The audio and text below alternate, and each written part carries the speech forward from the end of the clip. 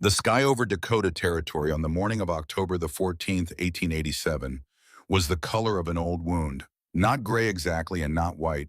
Something between the two, the color of a thing that has been healing for a long time and has not quite finished. The clouds sat low and unmoving over the plains, pressed down against the earth, as though the weight of what was about to happen had bent even the weather toward the ground. Wyatt had been standing in the square for 11 minutes before Harlan Stroud began to speak. She had counted the minutes because counting was something to do. Because if you were counting, you were not looking at the faces of the people arranged in a loose half circle in front of you, people whose faces you had been reading for 2 years, people whose particular expressions you had learned to translate the way you learn a foreign language, slowly at first and then all at once. She knew what those faces meant when they were being kind, which was rare. She knew what they meant when they were being indifferent, which was common. And she knew what they meant now, which was something she did not have a word for in their language, but had a word for in the one her grandmother had given her, a word that meant the expression a person makes when they have already made a decision and are now waiting for the world to catch up. 11 minutes of that expression on every face. 11 minutes of standing in dirt that had gone hard as brick with the first real cold in the thin wool dress that the settlement's women had given her when she arrived 2 autumns ago, which had been too large for her then and fit her now, which was the only measurable proof that 2 years had in fact passed and had not simply been a long, bad dream. She was still inside. Harlan Stroud did not look at her when he spoke. That was the detail she would carry. Not the words which she had already understood before he found them. Not the faces of the people around her which had already told her everything.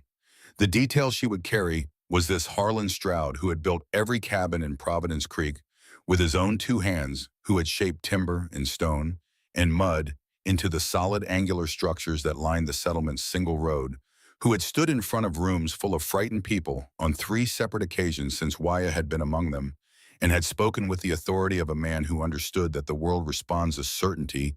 This man could not look at her when he delivered his sentence. He looked at the sky instead. He addressed the low gray clouds as though they were a judge he was petitioning, as though the decision had been made somewhere above him, and he was simply the instrument of its delivery, as though this absolved him of the particular weight of standing in front of a 14-year-old girl and telling her that the community had decided she was a cost it could no longer afford to carry.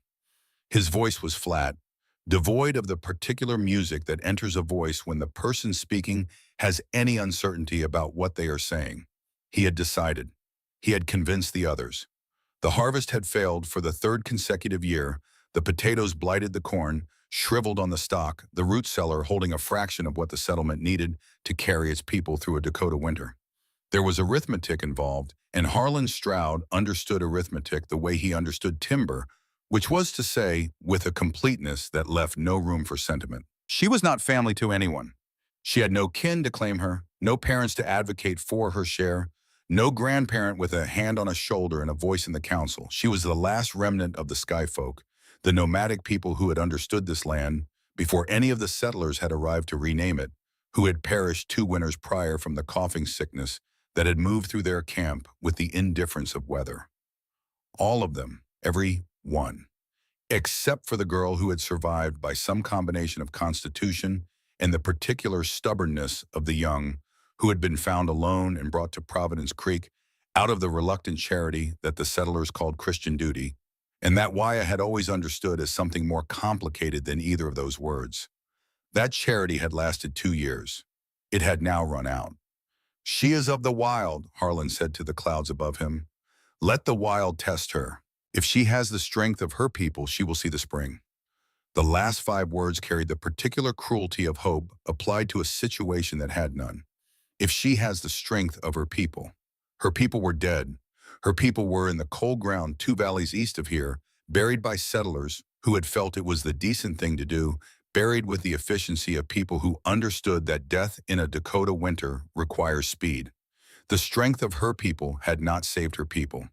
The strength of her people was a memory now, and it lived entirely in the mind of a 14-year-old girl standing in hardened dirt, while the man who had built every shelter in this settlement looked at the sky and told her she was on her own. Nobody spoke after he finished. The faces in the half circle did not change. This was the expression that meant the decision had been made, and the making of it was now in the past, and the past is a country you cannot return to, and there was nothing left to do but disperse and go back to the particular anxious business of surviving a Dakota winter with not enough of anything. They turned away from her in a motion that was not coordinated but felt coordinated, the organic agreement of a group of people who have decided that the hardest part is looking, and that not looking is therefore the merciful choice. Waya stood in the square and watched them go. She felt the cold in her lungs with every breath, that particular bite of late October air, at elevation air that had been making promises all month and was now beginning to keep them. The wind came from the north in brief, strong pulses, the way a conversation comes in bursts when the person speaking is thinking hard. Each pulse carried the smell of what was coming. Snow, distance, the particular emptiness of a land that does not require you and has never pretended otherwise.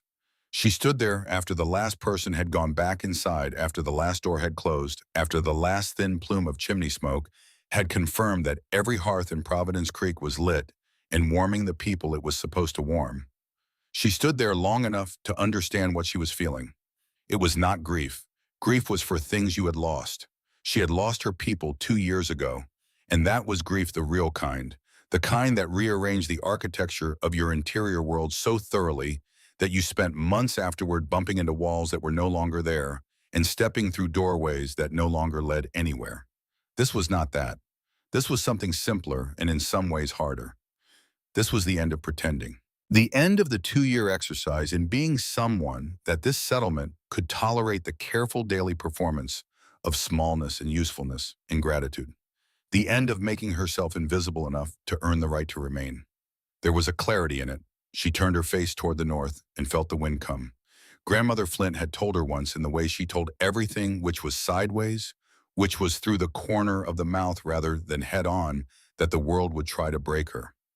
It will use its fist, her grandmother had said, but you are not made of stone to be broken. You are made of water. You can freeze. You can flow. You can rise as mist. Find the shape that fits the moment. Waya had been 7 years old when she first heard those words and had not understood them. She had been 12 when she began to understand them in theory. She was 14 now, standing in the hardened dirt of Providence Creek, with every door behind her closed, and she understood them in the only way that words like that can finally be understood, which is in the body, which is not through thought, but through necessity. She was water. She would find the shape that fit the moment. She walked north. She did not return to the small lean-to at the edge of the settlement, where she had slept for 2 years, did not collect the few objects she had accumulated. The extra pair of wool stockings, the small iron comb, the piece of dyed cloth she had kept, because the color reminded her of something she could not name precisely. She walked north because north was where she was going, and stopping to collect things would have meant acknowledging that the thing that was happening was the kind of thing you prepared for, and she was not ready to acknowledge that yet. Walking was the only available action, and so she walked. She was 300 yards from the settlement, past the last fence post, past the last visible mark of human organization on the land, when she heard the sound. A door. One door opened and closed very quickly, as though someone had stepped out to do something specific and had done it and had stepped back inside before they could be seen. She did not turn around. She walked for another half-mile before she allowed herself to stop and look back. Providence Creek was already small in the distance, its angular lines softened by the pale light, its chimneys releasing their thin signals of warmth into the colorless sky bomb. She looked at it for a long time, not with longing, with the particular attention of someone who is memorizing something they do not expect to need, but carry anyway, the way you carry a tool you don't know how you'll use. Then she turned and walked north again. The first night was the kind of cold that reminds you what your body actually is, which is warm on the inside and thin on the outside, a fragile arrangement of heat wrapped in the minimum possible barrier against a world that is mostly not warm at all. She found a depression in the ground near a stand of cottonwoods where the wind was partially blocked, and she pushed dead leaves into the hollow, and she burrowed into the leaves, and she pulled more leaves over herself and lay very still. She shivered for most of the night, not with fear, though fear was present, a cold animal thing that lived in the back of the throat and required regular management. She shivered because her body was doing what bodies do, which is to spend its resources on the problems immediately in front of it and the problem immediately in front of it was temperature. She let the shivering happen. She did not fight it. Grandmother Flint had taught her that shivering was not weakness, but intelligence, the body's way of generating heat through movement when it had no other source. Fighting it was fighting your own best defense. She thought about Grandmother Flint through the long, dark hours, not in a sentimental way, not with the soft, focused quality that grief sometimes gives to the dead. She thought about her practically the way you consult a reference you have memorized. What had she said about water in the cold season? What had she said about the behavior of snow when it was wet versus when it was dry? What had she said about the places where the wind moved fastest and the places where the wind was quiet and what the difference meant? She went through it methodically, cataloging, arranging in order the way you arrange tools before a job. When the first gray light came, she was still alive. She noted this without celebration. Being alive was the baseline. Everything else was information. She ate frozen berries she found still clinging to bushes in a sheltered gully, translucent and tasteless from the cold. But food, a category of things she was now calculating, in units she had never had to think about before. How much? How many days? What else was available in the landscape between where she was and wherever she was going? She found water by chipping ice from a frozen stream with a stone and holding the chips in her mouth until they melted. The first mouthful was painfully cold. The second was less so. By the third, she had established a rhythm: chip and hold, and swallow, chip and hold, and swallow, the way you establish a rhythm for any repetitive necessary task. Under the bark of the cottonwoods, if you knew where to look and how to look, there were small, clustered insects in dormancy, their metabolism slowed to near nothing by the cold, waiting for a warmth that would not come for months. She found them with her fingernails, scraping carefully, and she ate them. This was not disgusting to her. This was simply the next category of available food, and she was taking a practical survey of available categories. On the second day, the wind shifted. It came from the northwest instead of the north, and the quality of it changed, became less sharp and more weighted, the way a conversation becomes heavier when the person speaking has something significant to say. She stopped walking and stood still and put her face into it and read it. Grandmother Flint had taught her how to read wind the way the settler women read their almanacs, which was to say, with a combination of accumulated knowledge and the specific attentiveness that comes from understanding that the information matters. The wind from the northwest carried moisture. It carried the smell of elevation of high country where the snow was already deep and was preparing to move south. It carried the smell of what her grandmother had called building snow. Not yet, but soon. She kept moving north. The settlement's trappers saw her on the fourth day. She was working in the open on the face of a long, low drift in the area the settlers called Wolf's Jaw, because the ridge lines on either side curved toward each other like the upper and lower mandible of something that had been open a very long time and had not yet decided whether to close. She was working with a large flat piece of slate she had found in the creek bed, using its edge to cut and its flat face to carry, and the thing she was cutting and carrying was snow. She heard the trappers before she saw them, the particular crunch of snowshoes that has a different rhythm from the crunch of regular boots, and she kept working, because stopping would have required explaining herself to people she did not want to explain herself to. They stopped at a distance and watched. She could feel the watching. It had a particular quality, the watching of people who are witnessing something they have decided in advance they do not understand and are looking now to confirm their pre-existing conclusion. They watched for several minutes, then they went on. She kept cutting blocks. The news traveled back to Providence Creek in the way that news travels in small settlements in winter, which is fast and with elaboration. By the time the trapper's account had been heard and repeated and discussed around 3 different hearths, the story had acquired details and interpretations that had not been present in the original observation. "She's cutting blocks of ice," one man had said, "building a little house out of it." That was what he had seen. What Providence Creek heard was the thing underneath the observation, the interpretation that fit the framework of everything they believed about cold and shelter and survival. They heard a girl who has lost her mind is making her own coffin out of the thing that will kill her. It spread as a story about tragedy. The women murmured it to each other with a particular tone reserved for things that are sad but not immediately actionable. The men discussed it with the blunt fatalism of people who understand that the frontier is not sentimental, and that the ending of this particular story was predictable enough that discussing it at length was almost indecent.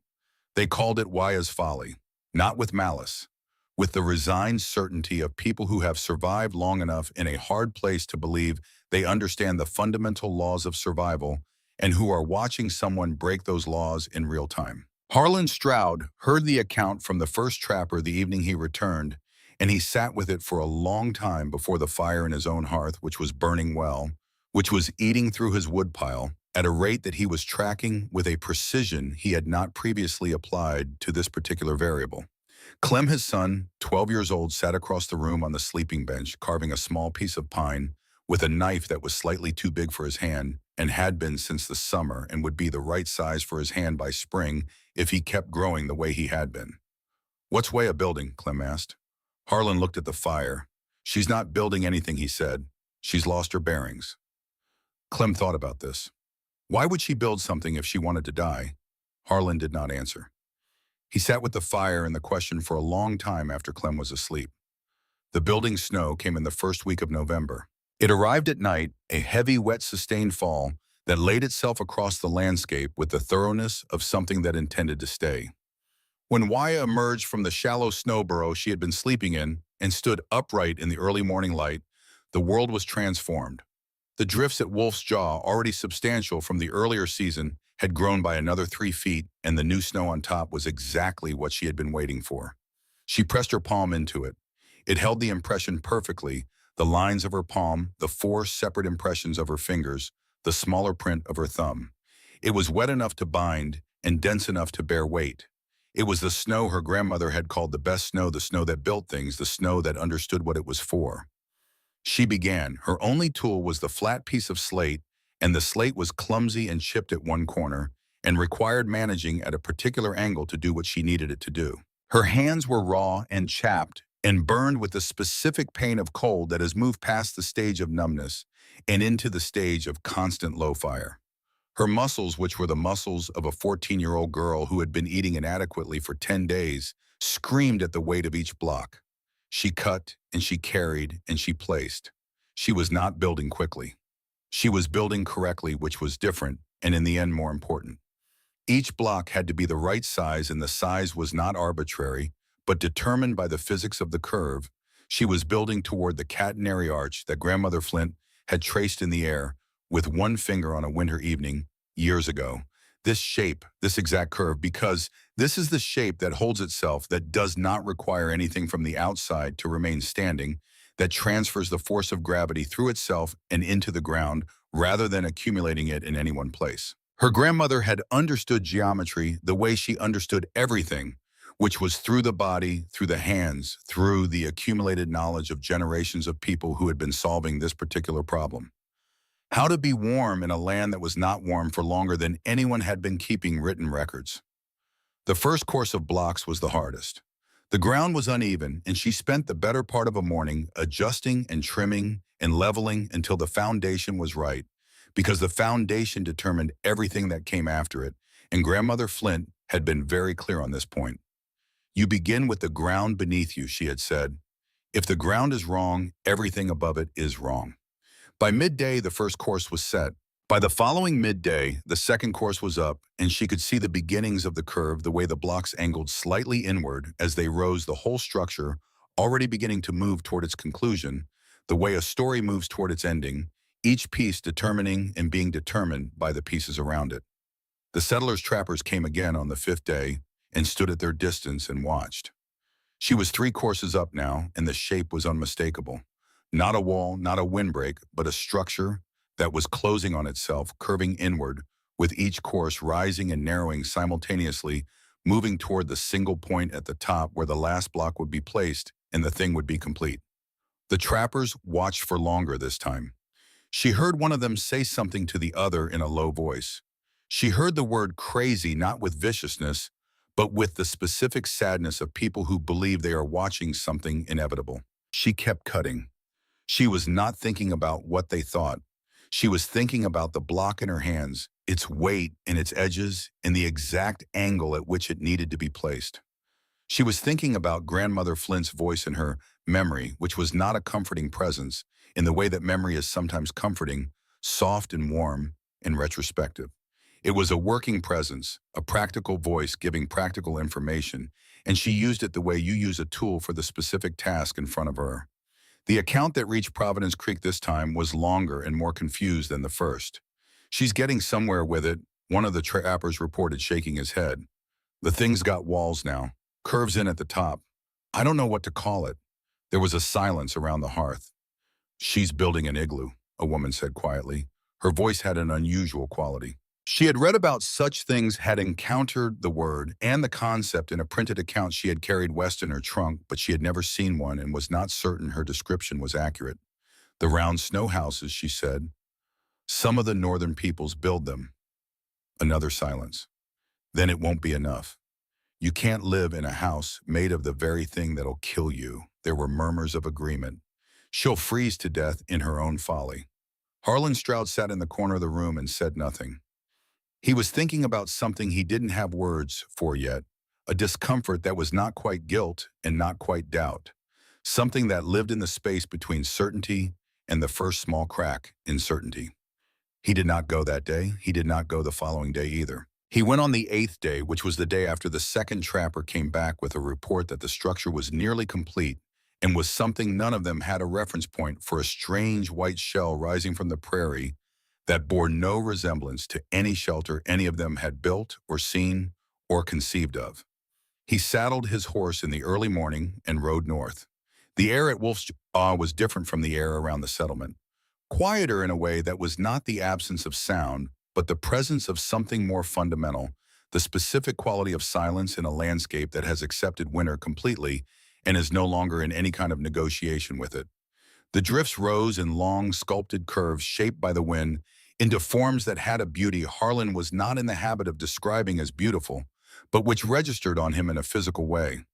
He found her on the east face of the largest drift. He had been prepared for what he might find, which was a partially built structure and a girl in worse shape than she had been at the settlement, thinner, colder, showing the specific signs of a body that is being used faster than it can replenish itself.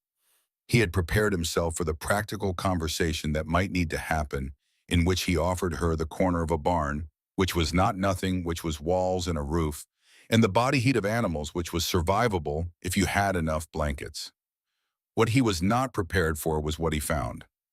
She was fitting a block into the rising curved wall of the structure with the precise, unhurried movements of a craftsman who knows exactly what they're doing and is doing it.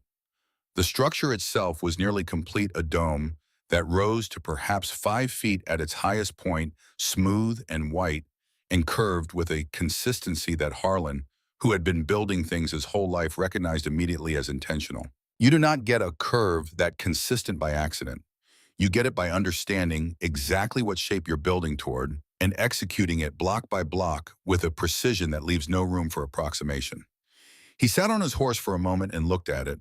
Then he dismounted and walked toward her, his heavy boots breaking through the surface crust of the snow with each step. She did not look up. "Child," he said. She kept working. She was trimming the edge of the block she had just placed, scraping with the piece of slate at the seam between the new block and the previous one, and the motion was practiced and efficient and spoke of having done this thing many times. "What do you think you're doing?" She did not stop moving. She finished the trim, ran her hand along the seam, and without turning, she said, "I am building my house." Harlan looked at the structure. He had built every cabin in Providence Creek. He knew houses the way he knew his own hands, which was completely and without any residual uncertainty. He knew what made a house work and what made a house fail, and he knew from the foundational principle of everything he had ever built that what made a house work was the separation of inside from outside, the creation of a warm interior, and the maintenance of that warmth against the relentless pressure of cold trying to get in. "That is not a house," he said. His voice had the weight of a man who has spent his life being certain and who is now in the presence of something that challenges that certainty and is responding by being more certain. "It is a tomb." She paused. She turned and looked at him for the first time since he arrived. Her face was thin. Her cheeks had a hollowness that had not been there in the settlement. Her hands, he could see from where he stood, were raw and chapped, and had been bleeding at some point, the dried, reddish marks of cold-cracked skin. Her dark eyes were not the eyes of a girl who is losing. They were the eyes of someone in the middle of a project and mildly inconvenienced by the interruption. "I am not fighting the cold," she said. Her voice was quiet and entirely level. "I am asking it to be my shield." Harlan shook his head. He felt the frustration of someone who is watching someone make a preventable error and cannot prevent it because the person making it will not listen. "This is madness," he said. "There is still time. Come back with me. We will find a corner in the barn. It will be warmer than the ground, and it is better than this. This is suicide." She had turned back to her wall before he finished speaking. "You see snow as the enemy," she said. Her voice was patient, not indulgent, not condescending, but the patience of someone who has thought carefully about a thing and is now sharing the result of that thinking. "My grandmother taught me that the enemy's coat can be your own blanket if you know how to wear it." She placed the next block and trimmed its edge. "You build with wood," she continued. "Wood holds the memory of warmth, but it lets the wind drink it away. I will build with snow, which holds the memory of cold and teaches the wind to be quiet." Harlan stood in the cold and looked at this girl and felt the particular helplessness of a man who has lived by a principle long enough that the principle has become the man who cannot find the seam between himself and his certainty, because there is no seam, who is now being told by a 14-year-old that his certainty might be wrong. He was not ready for that. "There is still time," he said again, but this time his voice had less weight in it. She did not answer. He stood there for a while longer, long enough to feel the cold working through his coat in the specific way it works when you are standing still in a Dakota wind. Then he turned and walked back to his horse and rode south. He did not look back, but he was thinking about what she had said, about the enemy's coat, about the wind being taught to be quiet, about the difference between fighting a thing and understanding a thing, which was a distinction he had never applied to winter before, because applying it required admitting that his 30 years of fighting winter with fire and wood and brute force had been something other than the optimal approach. He was not ready to admit that. Not yet. What Wyatt did not know, and what she would not know for several weeks, was that he had left something at the door of her lean-to the morning of her exile. He had done it in the dark before the settlement was awake, before he could be seen. Not because he was ashamed of the impulse, but because he understood that being seen doing it would complicate the decision he had already made and communicated and could not now unmake without losing something he did not know how to lose. A knife, small, good steel, wrapped in a piece of deer hide that had been tanned by his own hand. She had found it when she went to collect herself before leaving, and had understood immediately who had left it and why. Not kindness, not redemption. The specific act of a man who has made a hard decision and cannot live with the full weight of it, and so takes one small action to reduce the weight by the smallest possible amount, enough to sleep, not enough to actually change anything. She had taken the knife. She was using it now to trim the blocks where the slate left too rough an edge, where the seam needed to be precise. The knife Harlan had given her was making his worst fear impossible to achieve. The knife Harlan had given her was part of the reason the structure rising from the face of the wolf's jaw drift was as well made as it was.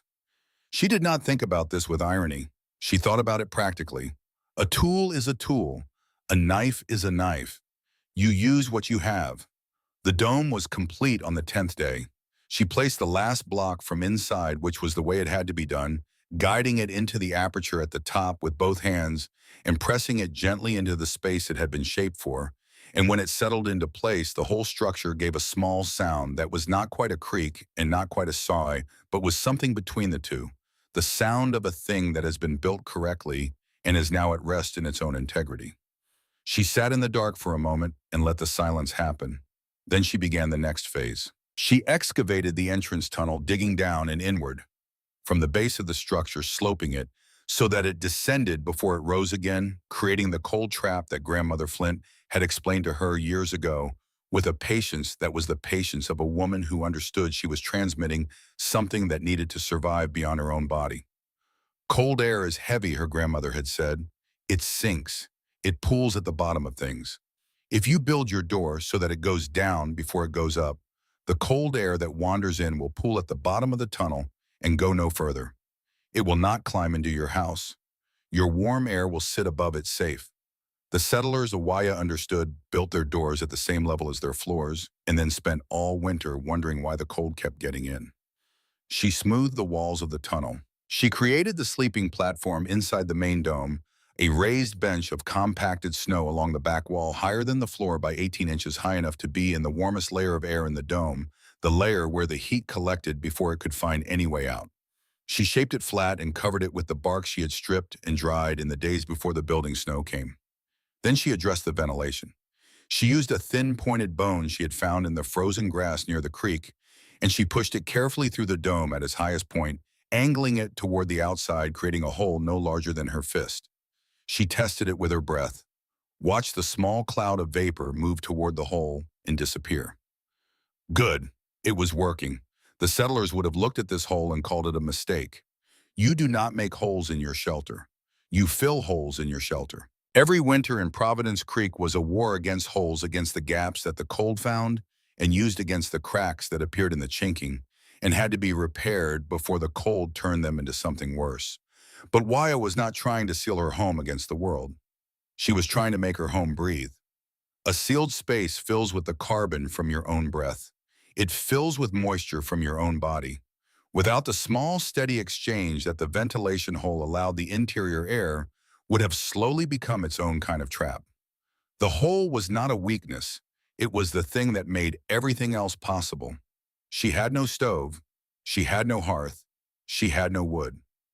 What she had was a small concave piece of soapstone she had found near the creek bed and spent 2 days carefully shaping with a flat piece of slate and then with Harlan's knife grinding and scraping until she had something that held a depression, a small hollow, a vessel. She had rendered the fat from a rabbit she had snared on the 9th day, the one useful thing she had managed to catch in all her trapping attempts, a small animal that she had caught in a simple loop of stripped bark she had positioned along a run she found by reading the compressed snow where small feet had been traveling regularly. She had melted the fat over a fire she built in the open from dried bark and cattail seed heads, and rendered it carefully and stored it in the hollow of the soapstone. She twisted a small wick from strips of dried moss. She set the wick in the fat. She struck flint against the back of Harlan's knife. The spark caught on the 3rd try.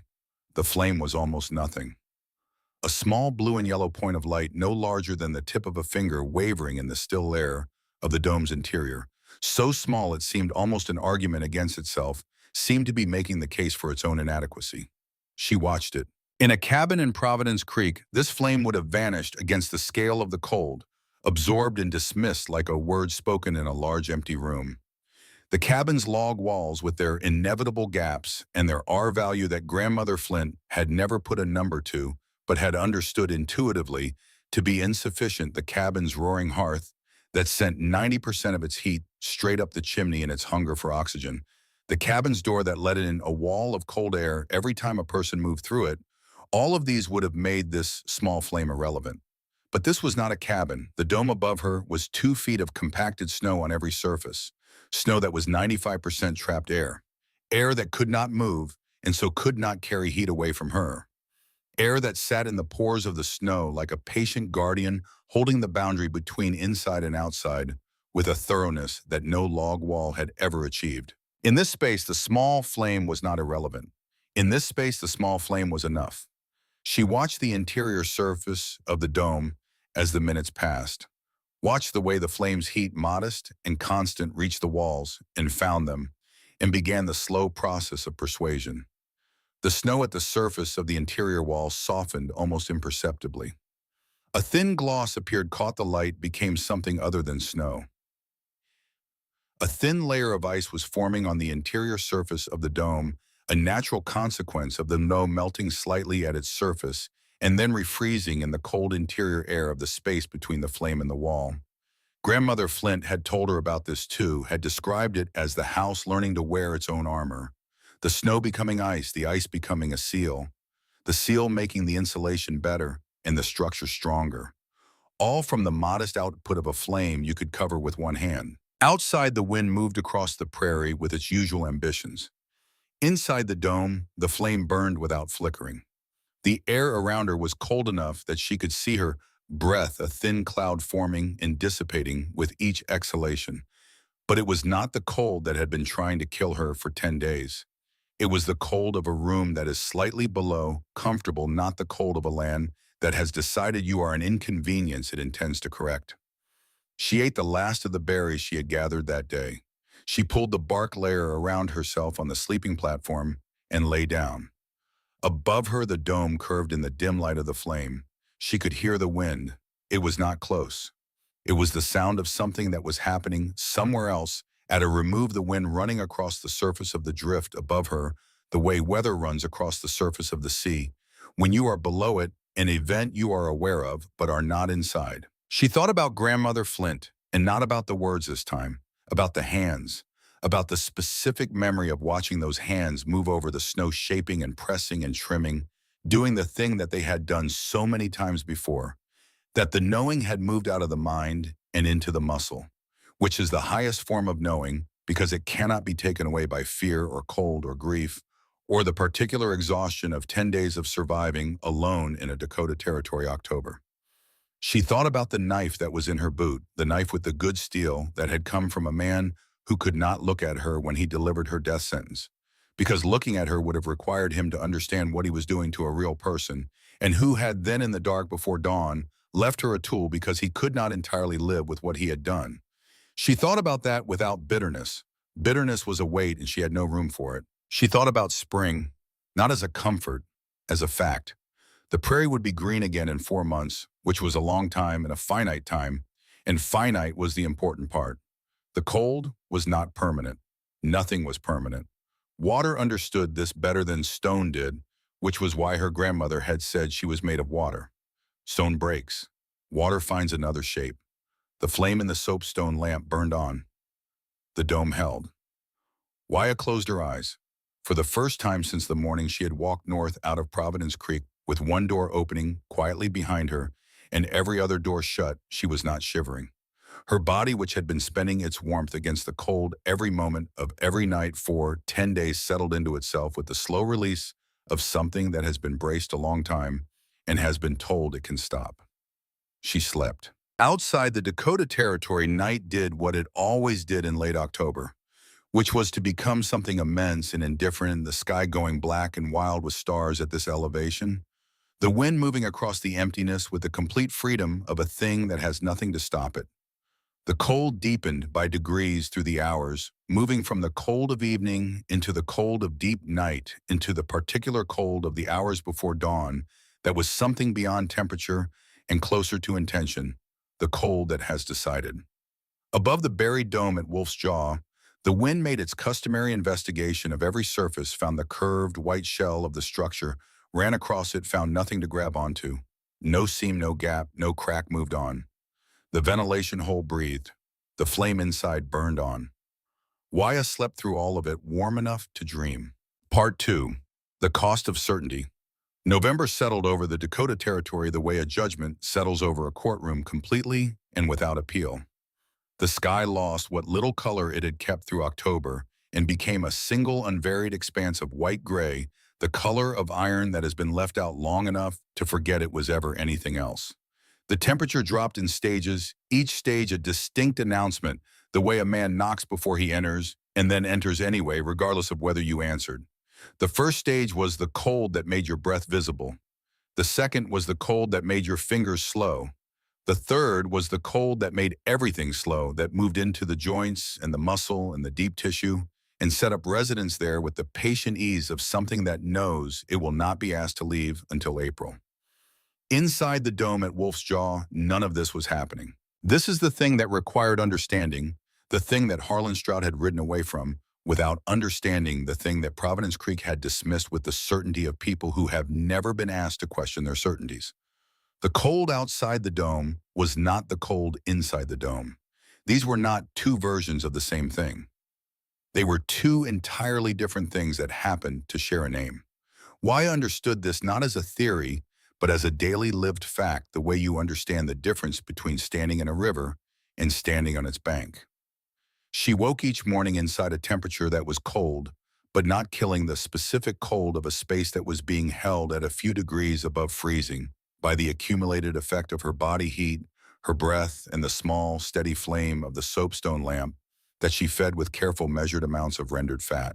The air had a quality to it, a stability that she had not experienced in the 10 days before the dome was complete. It did not move. It did not come from anywhere. It simply existed in the space around her, inert and constant, doing the one thing she needed it to do, which was to be there. Grandmother Flint had explained this to her once, in the particular way she explained physics, which was through the hands and the body, in the example of things immediately present.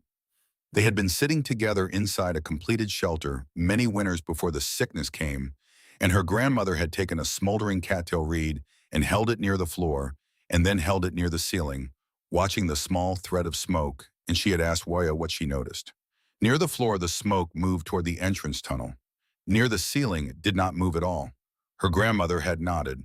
Warm air is lighter, she said. It rises. Cold air is heavy. It falls.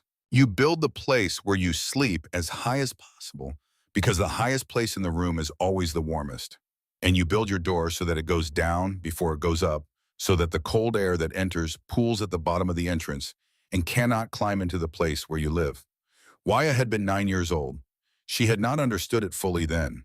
She understood it now with the specificity of someone who was demonstrating it to herself every night, who woke each morning in the warmest layer of air in the structure on the raised sleeping platform 6 inches above where the cold air settled on the floor, and who could feel with her own body the difference between those 6 inches, the way the temperature changed between the floor and the platform, the way the temperature changes between the deep water and the surface. The log cabins of Providence Creek were built on a different principle entirely, and that principle was losing. She understood this not because she had studied their cabins with a critical eye, but because Grandmother Flint had taught her to see thermal behavior the way a tracker sees footprints as information left in the environment by forces moving through it. She had watched in the 2 years she lived among them the way the settlers' fires consume wood. The massive stone hearths built to dominate the center of the cabin, built to be impressive, built to be the irrefutable statement of humanity's capacity to manufacture warmth in a cold world. She had watched how they roared.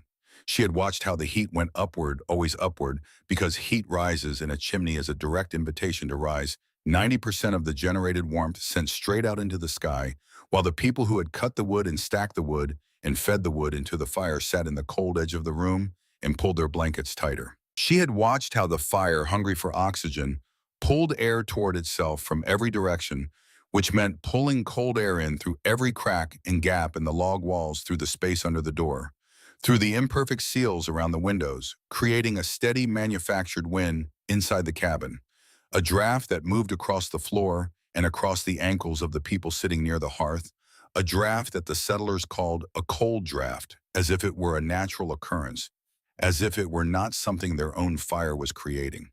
They were not heating their cabins. They were heating a column of air that went straight up the chimney, using the rest of the fire's energy to drag cold air in from outside as fast as it was producing warmth, maintaining a small pocket of tolerable temperature immediately in front of the hearth, and letting the rest of the cabin remain cold, and calling this survival. It was survival. She did not deny this. It worked in the way that bailing a leaking boat works, which is to say it was exhausting and continuous and required enormous ongoing effort. And the moment you stopped, the moment the wood ran out, or the weather got bad enough that you could not get to the woodpile, you were in serious trouble. Her grandmother had called this way of living a war of attrition against an opponent with infinite resources. You cannot win a war of attrition against winter, she had said. Winter does not get tired. Winter does not run out. If you fight it, you will always lose in the end. You must find another way.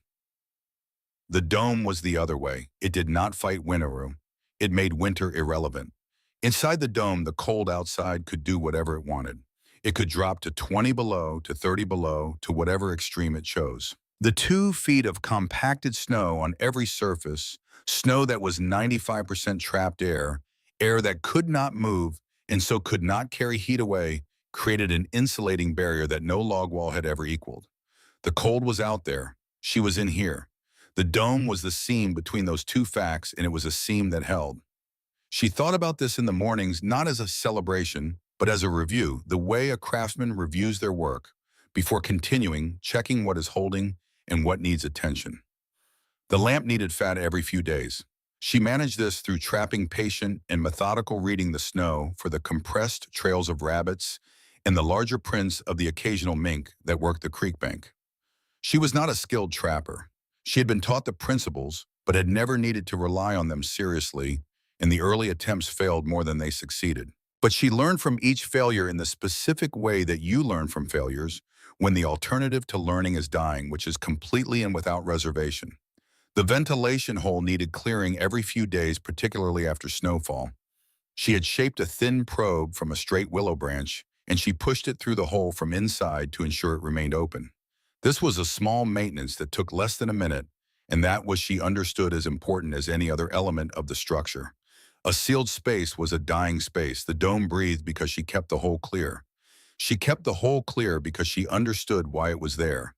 The interior walls continued their slow transformation. Each day, the soapstone lamp burned in the surface of the inner wall, underwent its small cycle of softening and refreezing the thin melt that became the thinner glaze that became the smooth ice that sealed the snow beneath it and made the whole interior surface impermeable and reflective.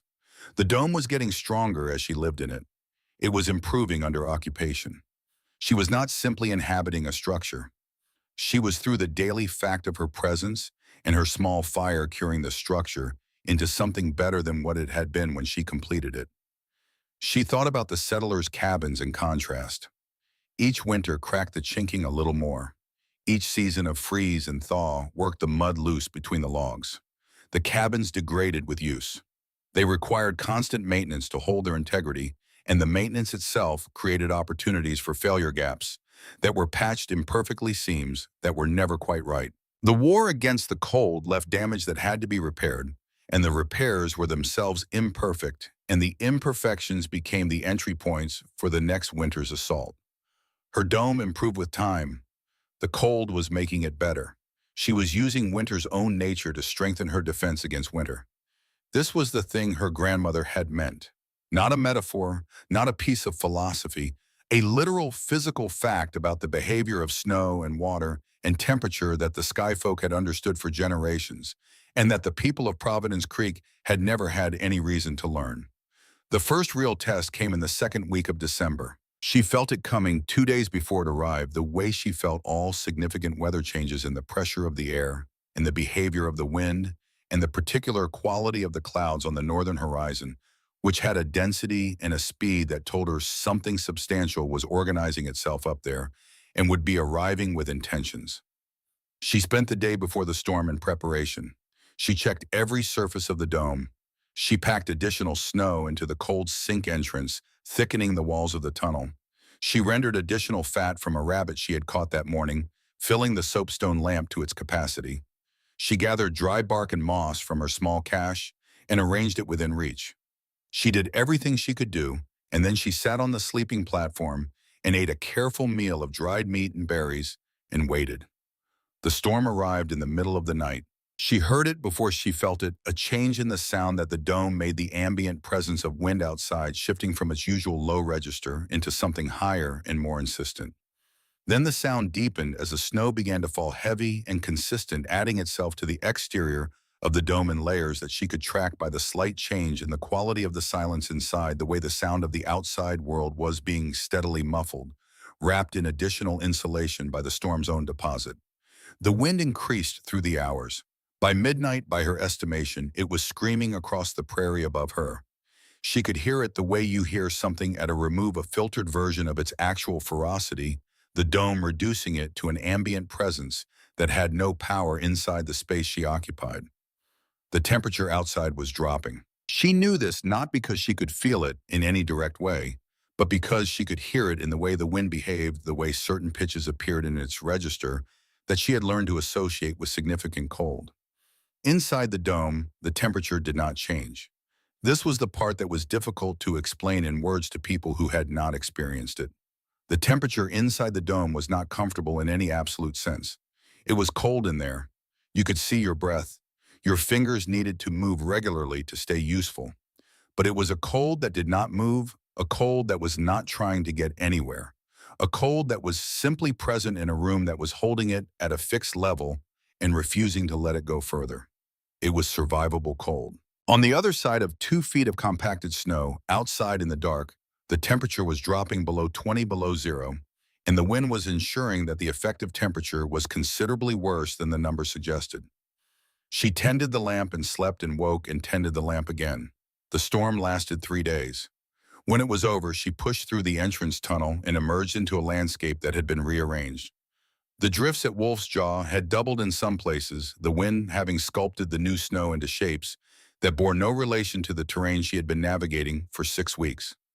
Her igloo was buried under additional feet of fresh accumulation, transformed from a visible structure into simply another drift indistinguishable from the natural formations around it. The ventilation hole still breathed. She stood on the surface of the new snow and looked south toward Providence Creek. From this distance, she could see smoke rising, which meant the settlement had survived the storm, which meant Harlan Stroud's log cabins had done their job, which was the minimum job, which was to keep the people inside them alive through a storm that would have killed them in the open. What she could also see from the quality of the smoke, from the volume of it, from the way it poured rather than drifted, was that the fires in Providence Creek were burning very hot. Burning with the urgency of fires that are being fed faster than planned. Burning with the desperation of fires that were the only thing standing between the people around them and the cold that had just demonstrated what it was capable of.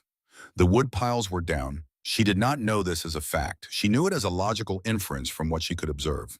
A 3-day storm at temperatures that required constant fire management at maximum output would consume wood at a rate that no winter plan had accounted for, because no winter plan accounted for maximum output sustained for 72 hours.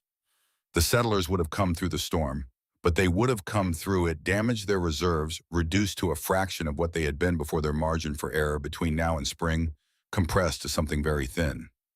She noted this. She went back inside and tended her lamp and ate carefully and thought about what the winter still had in front of it. The man came on the 18th of December.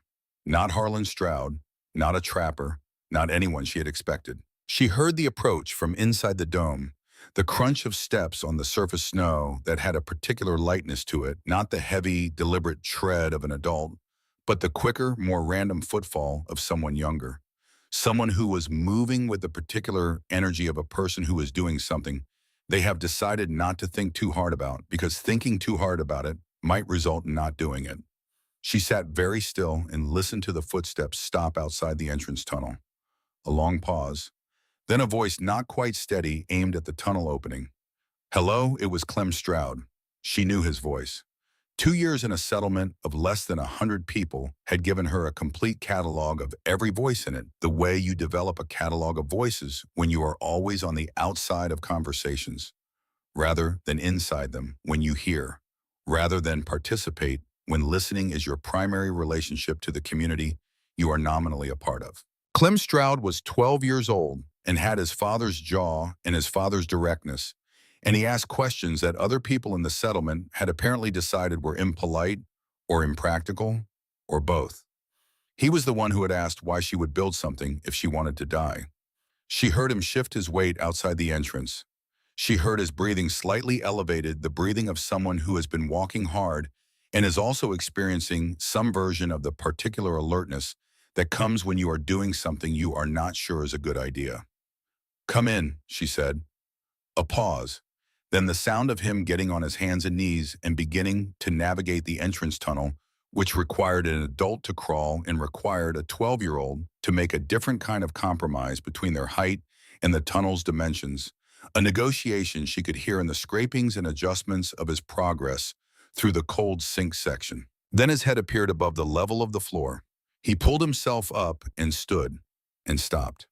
She watched his face go through the thing that every face would go through when first entering this space, the recalibration that was required when the body's expectation formed from everything it had ever learned about cold and snow, and the relationship between the two, met the actual temperature and quality of the air inside the dome, and found the expectation to be wrong in every particular. It was not warm by the standard of a heated room, but it was warm by the standard of everything outside the dome, by the standard of what it should have been in a structure built from the material that represented cold itself, by the standard of what his body had been bracing against since he left the settlement. He looked at the walls. He looked at the ceiling. He looked at the small flame of the soapstone lamp, which cast its modest light across the smooth ice of the interior surface and made the whole dome glow with a diffused amber quality, the light not coming from one point but from everywhere, filtered through ice and snow until it was something other than light, in the ordinary sense, something closer to the light inside a cloud. His breath made a small cloud in front of him. He reached out and put his hand against the inner wall. She watched him do this, watched his expression change when he felt the surface, which was smooth and solid and not cold in the way he had expected, not the biting cold of touching snow or ice in the open air, but the neutral cool of a surface that was holding itself at a fixed temperature, not taking heat from his hand, not stealing anything from him. This is like being inside the sun, he said. It was not an accurate description scientifically, but it was accurate in the way that a child is accurate, which is in the most important sense, which is the sense of what something feels like when you are inside it. She did not correct him. She moved to give him room on the sleeping platform, and he sat keeping his hand against the wall for a moment longer before letting go. He did not ask her questions immediately. He sat in and looked at the dome and breathed the air, and she watched him do what the space did to people when it was given time to do it, which was to slow them down, to take the urgency out of them, to replace the constant defensive alertness of surviving a Dakota winter in a log cabin with something that was not quite its opposite, but was something that log cabin life did not easily permit, which was stillness. After a while, he said, "My father thinks you're dead." She said, "I know." He turned and looked at her. His eyes had his father's quality of directness, but without his father's certainty. They were the eyes of someone who is still assembling their certainties, who has not yet decided what they know. "Does it bother you?" he asked. She thought about this. "No," she said. Being thought dead is a kind of privacy. He considered this with the seriousness that 12-year-olds bring to things they are trying to add to their understanding of the world.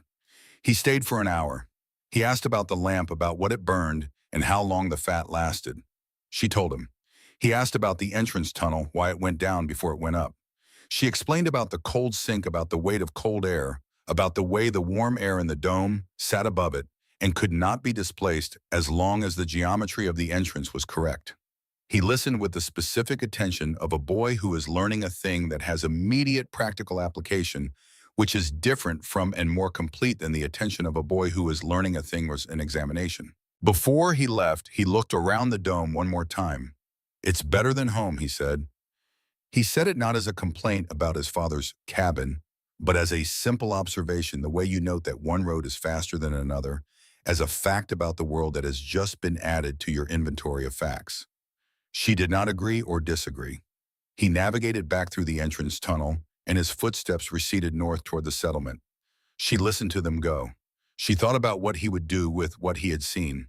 She thought about the difference between knowledge and the willingness to act on knowledge, which was not the same difference in everyone, and was a particularly complicated difference in the son of a man whose entire authority rested on being certain about things, on being the person in the settlement who knew how things should be done, and had demonstrated that knowledge by building the structures that kept the settlement alive. What Clem had seen in the dome was a challenge to every cabin his father had ever built.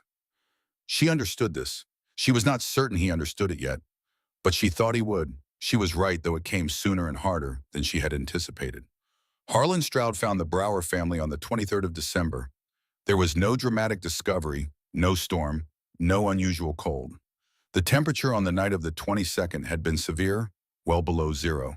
But this was not exceptional, not by Dakota standards, not by the standard of what the winter had already demonstrated it was capable of. It was simply a cold night, the kind that happened regularly between November and March, and that the settlement had always managed because they had fires and they had wood, and they understood that the fires needed to be maintained and the wood needed to be sufficient. The Brower cabin was the oldest in the settlement. Samuel Brower had built it in the first year of the settlement's existence, before Harlan had developed the techniques he had since refined, and it showed its age in the way old buildings show their age, in the particular settling of the structure, the way the logs had shifted slightly from their original positions over 10 years of freeze and thaw, the way the chinking had been repaired so many times that it was a record of repairs more than a continuous seal, the way the door no longer sat quite straight in its frame. It was also the cabin with the smallest woodpile. Samuel Brower had been sick in October. The coughing sickness, not the kind that killed, but the kind that took a month from a man's life, took his energy and his capacity for physical labor at precisely the time when that capacity was most required for building the winter's wood supply. His wife Marta had done what she could. Their two children, 7 and 9, had helped in the way that 7 and 9-year-olds help, which was earnestly and with limited effectiveness. They had not been short enough that Harlan had felt the need to supplement their pile directly. They had been short enough that the margin was thin. The December storm had consumed that margin. Harlan went to check on them because he went to check on every household, every few days, a practice he had maintained since the settlement's first winter, his version of responsibility, the caretaking that was the other side of his authority. He knocked on their door at mid-morning, no answer. He opened the door. The fire was out. This was not in itself definitive. Fires went out. Fires went out at night when people were tired and slept through the moment when another log was needed, and then they woke cold and rebuilt the fire and were reminded of why you did not let the fire go out. But the fire had been out for hours. The interior of the cabin was at the temperature of the outside air. The water in the bucket near the hearth was frozen solid. Samuel and Marta Brower and their two children were under their blankets in the positions of people who had gone to sleep cold and pulled everything they had over themselves to try to stay warm. They were not warm. Harlan stood in the doorway of the Brower cabin for a long time. He was not a man who expressed the things that happened inside him in visible ways. He had learned this suppression in the same way he had learned everything else through the practical education of a hard life that required a certain kind of steadiness, the steadiness of a man who other people look to when things go wrong, who cannot afford to be visibly broken by the things that break him, because being visibly broken would break the people looking at him. He stood in the doorway, and he was as still as the cold in the room, and he looked at the four shapes under the blankets, and he understood something that he had not wanted to understand. He had built this cabin. He had built it the way he built every cabin, the way that was correct, the way that worked, the way his knowledge told him was sufficient. He had built every cabin in Providence Creek on the same principles, log and chink and stone. Hearth and the management of fire, and those cabins were housing the settlement's people through a Dakota winter, and that was what a shelter was supposed to do, and the principle was sound. The principle had always been sound, but the principle required wood.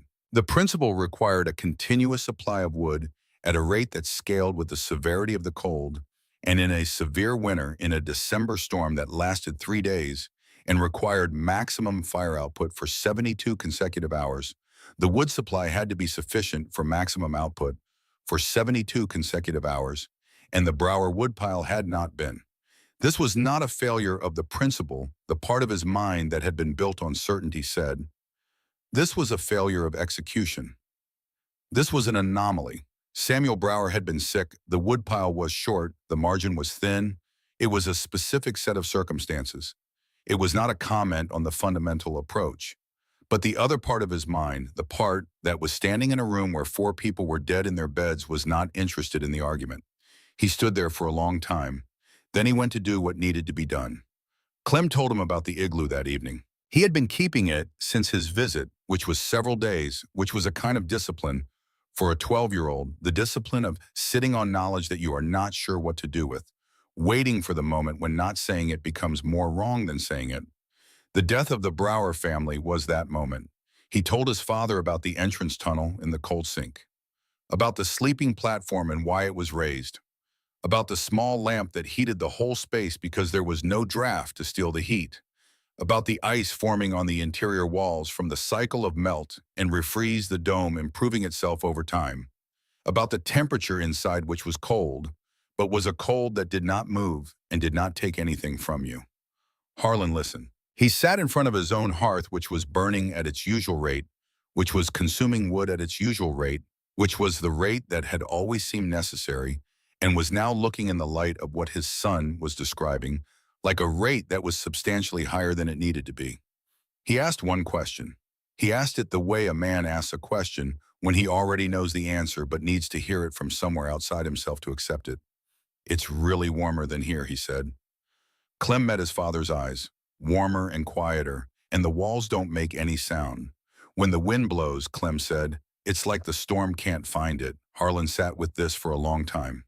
He sat with the Brower family, with the image that he was going to be sitting with for a long time, regardless of what else he thought about the four shapes under the blankets in the cold room. He sat with 2 winters ago, when he had told a girl who had no people left that the wild would test her, and had looked at the sky when he said it, because looking at the sky was easier than looking at her.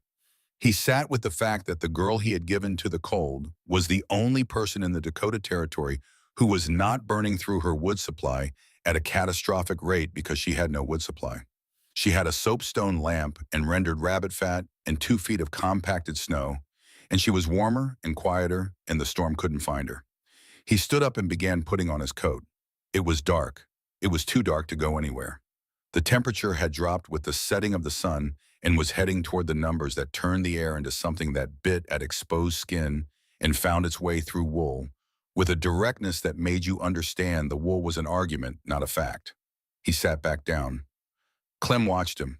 He said nothing to his son. He looked at the fire, which was eating the wood at its usual relentless rate, and he thought about what it would mean to go to that dome and say the thing he was already, in some interior way, he was not ready to acknowledge to himself, already knowing he would need to say. He sat with the fire until it needed another log. He put the log in. He went to bed. He did not sleep. The days between Clem's revelation and the 12th of January were the strange days, the days with a quality that Waya would later try to describe and find herself unable to describe fully, the quality of a landscape that has gone very still before something large moves through it. The cold continued. The sky remained its unvaried gray-white, the color of certainty, that has been worn down to something less than certainty, but has not yet decided what to become. The settlement managed. Harlan did his rounds. He made note of the wood piles. He noted which ones were lower than planned and began the arithmetic of what was left of the winter and what was left of the wood and where the gap was. There was a gap. There was always going to be a gap. The December storm had taken what it took, and what it took was not replaceable. The trees close enough to the settlement to be harvested without a full day's expedition had been heavily worked for 10 years, and what remained was the harder work, the further trips, the heavier loads, the days when the cold made prolonged outdoor labor into its own kind of threat. The gap would need to be managed. He had managed gaps before. He had always managed gaps before. He was Harlan Stroud, and he had built every structure in the settlement, and he had led it through hard winters and harder springs, and he would manage this gap as he had managed every other difficulty that the frontier presented, with the tools he had and the knowledge he possessed and the certainty that had always so far been sufficient. So far. He went to see Waya on the 10th of January. He did not tell Clem. He did not tell anyone. He saddled his horse in the early morning before the settlement was moving, and he rode north under a sky that had that morning acquired an unusual quality, a strange luminous warmth from the south that felt like a distraction, felt too soft and too present, felt like the way a conversation feels when the person you're talking to is being very pleasant because they are about to tell you something unpleasant. He arrived at Wolf's Jaw and looked at the landscape, and as before found nothing where he expected to find something, no visible structure, just the drifts and the shapes the wind had made over the past weeks, the anonymous white hills of an accumulated winter. Then he found the ventilation hole. He recognized it because Clem had described it, the thin, steady thread of vapor rising from the crown of the largest drift, so subtle that you could mistake it for a trick of the morning light, a shimmer in the cold air.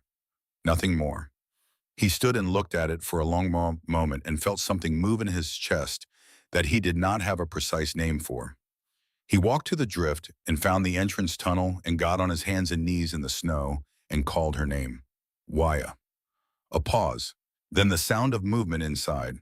He crawled in. The cold section of the tunnel was expected. This was snow, and he was inside it, and it was cold. That was a rational state of affairs that confirmed what his body had been prepared for.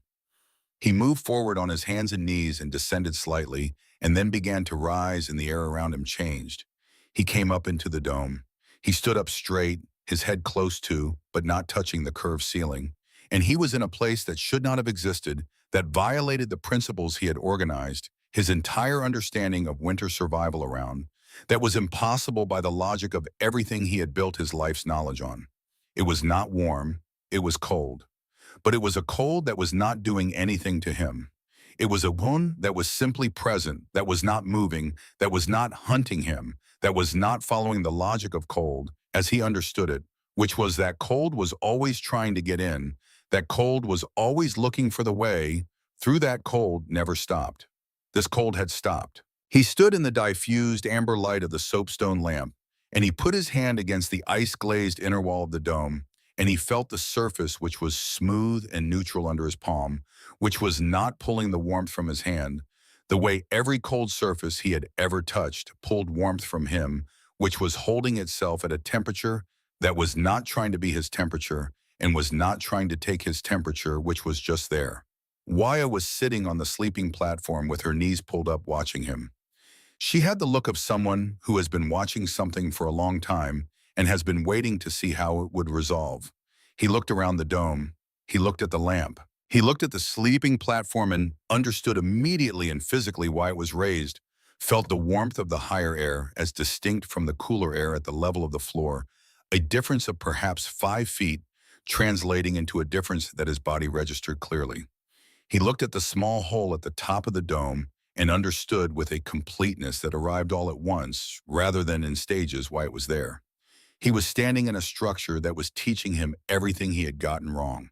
Not one thing, everything. The chinking that he repaired every fall and that opened up again every spring, the fireplace that sent 90% of its heat up the chimney, the door that let in a wall of cold every time it opened, the logs that settled and shifted and required constant maintenance, the wood pile that was never quite enough, the 4 shapes under the blankets in the Brower cabin, all of it, the whole architecture of his knowledge and his authority and his certainty was present in this small, cold, warm space and was visible for the first time as something other than the only way.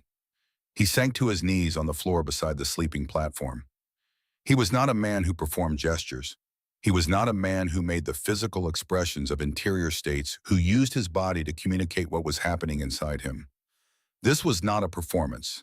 It was simply that his legs stopped holding him up in the usual way. He put his face in his hands for a moment. Then he took his hands away and looked at her. She was watching him with eyes that had no triumph in them. He had half expected triumph. He would have understood triumph. He had condemned her to the winter, and she had survived the winter, and he had come looking for her and found her in a structure that made everything he had built look insufficient. He would have understood triumph. But her eyes were the eyes of someone who has been waiting for someone to arrive and is simply glad they have finally arrived and is ready now to do the work that their arrival makes possible. He said the only 2 words he had left, "Teach me." She looked at him for a moment. Then she said, "The first thing to understand is that you are not fighting it. You have never been fighting it. You have been losing a fight that you never had to start." Outside the Dakota Territory, Sky was doing something that it had not done in weeks, which was to allow light through in a direct way, a flat winter light from the south that made the snow bright and the air clear and the shadows very sharp. It was beautiful in the way that certain mornings in the depths of a hard winter are beautiful, the beauty of a world stripped to its essentials. It was also to anyone who knew how to read the sky a warning. The temperature had risen several degrees from the previous day, which should not happen in the 2nd week of January, which was wrong in the specific way that things are wrong when the mechanism that produces them is not operating normally. The warmth from the south had a pressure to it, a temporary displacement that had the quality of a held breath of a pause before a sentence. Waya felt it as Harlan was pulling himself back through the entrance tunnel, felt the change in the pressure of the air inside the dome, felt it in the same place in her body where she had always felt significant weather somewhere between the chest and the stomach, a register that had no name in the language of the settlers, but that Grandmother Flint had named long ago with a word that translated approximately as the place where the sky speaks to the body. She came out of the tunnel after him and stood on the surface of the drift and looked south. The sky in that direction was clear and pale, and the warmth coming from it was real, a physical presence against her face, and she understood it for what it was, which was a displacement, which was the weather equivalent of the moment before a pendulum reverses the brief pause at the top of the swing when everything has stopped before it begins again in the opposite direction with the full force of its accumulated travel. Harlan was standing beside his horse preparing to mount. She said, "Do not go far tomorrow." He looked at her. She looked at the southern sky. Something is coming, she said, from the north. It is using the warm air to hide itself. She paused. When the warmth goes, the thing behind it will arrive very fast. Tell your people not to go far from their doors. He looked at the sky. He saw what she saw, which was warmth and light, and the suggestion of spring arriving 6 weeks too early. He did not see what she saw, which was the displacement, the held breath, the pendulum at the top of its swing. He was not yet fluent in what she could read. But he had been in her dome, and he had felt the thing his hands told him about her walls. And he had said, "Teach me," and that meant something. And so he looked at the southern sky, and he looked at her, and he said, "How bad?" She looked at the northern horizon, where the sky was still. Its ordinary pale gray, where nothing was yet visible, where the thing that was coming was still too far away to see. She said, "Worse than anything you have seen here." He mounted and rode south toward Providence Creek. She watched him go until he was small against the landscape, and then she went back in pod and attended to every element of the dome with a care and thoroughness that she had not applied since the night before the December storm. She packed additional snow around the base of the entrance tunnel. She filled the soapstone lamp to its absolute capacity. She checked the ventilation hole, cleared it, checked it again. She arranged her provisions on the sleeping platform in an order that would allow her to reach them in the dark. She checked every seam of the dome's interior, running her hands across the ice surface, looking for any place where the glazing was incomplete, any spot where the insulation was thinner than it should be. She did all of this, and then she sat on the sleeping platform, and she was still. Tomorrow, the children of Providence Creek would run outside in the unusual warmth, because children run outside when the cold relents, because that is what children do, because they cannot read what she could read in the sky, because nobody had taught them. She sat with this. She could not teach an entire settlement the language of weather in one day. She could not give them years of accumulated knowledge in a single afternoon. She could not undo what the winter still had in front of it. What she could do was what she had done. She had built a place that would hold. The lamp burned in the dome, and the dome held the warmth. And outside, the world was still and pale and warm, with a warmth that was not warmth at all, but the shape of the cold arranging itself for its largest statement. And Waya sat in the stillness and waited, because waiting was what the moment required, and she had always known how to find the shape that fit the moment.